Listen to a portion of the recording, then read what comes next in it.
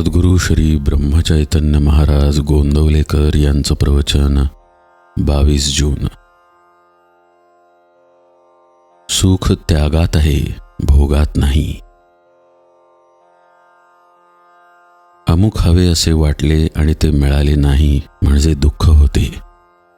अमुक हवे असे वाटूच देऊ नये. परमात्मा ठेवेल त्यात समाधान मानावे. याचेच नाव वैराग्य. आपण विषयात बुडतो आहोत आणि पुन्हा विषयाचीच कास धरली तर आपण अधिकाधिक नाही का बुडणार? विषयाची आस धरणे म्हणजे त्याचे दास होण्यासारखेच आहे. मनुष्य सुखाकरिता धडपड करतो आणि अंती दुःखमय अशा विषयाची आशा करतो. सुख त्यागात आहे, भोगात नाही, हे पुष्कळांना पटत नाही.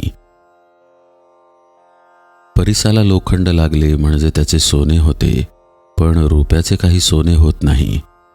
तसे आपण दीनाहून दीन म्हणजे अभिमानरहित झाले पाहिजे, आणि असे झाले म्हणजेच परमात्म्याला अनन्य शरण जाता येईल.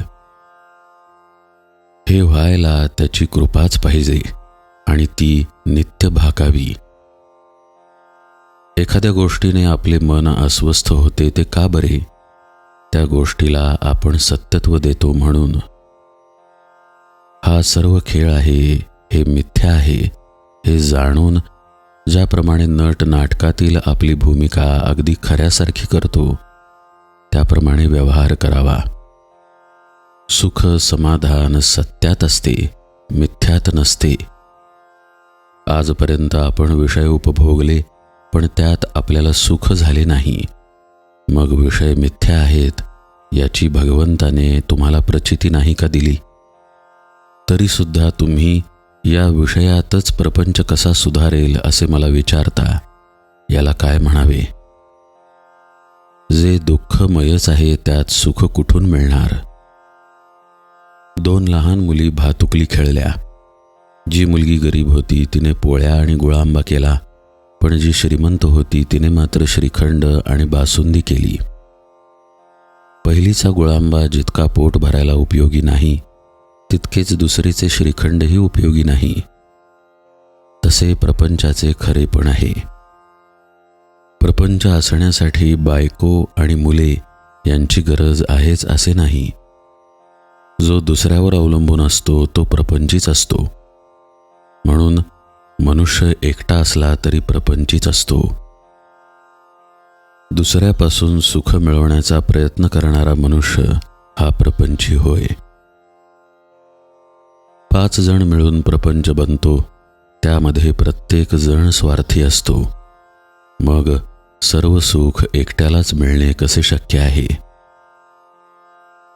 प्रपंचामध्ये अनेक वस्तू आहेत, पण भगवंताजवळ एकच वस्तू आहे.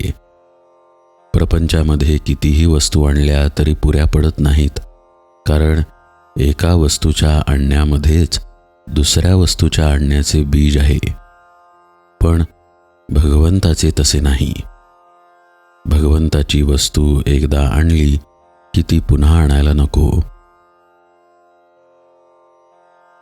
अमुक एक वस्तू आहे म्हणून मी सुखी आहे या वृत्तीत राम नसून काही नसताना वृत्तीचे समाधान टिकले पाहिजे. जानकी जीवन स्मरण जय जय राम.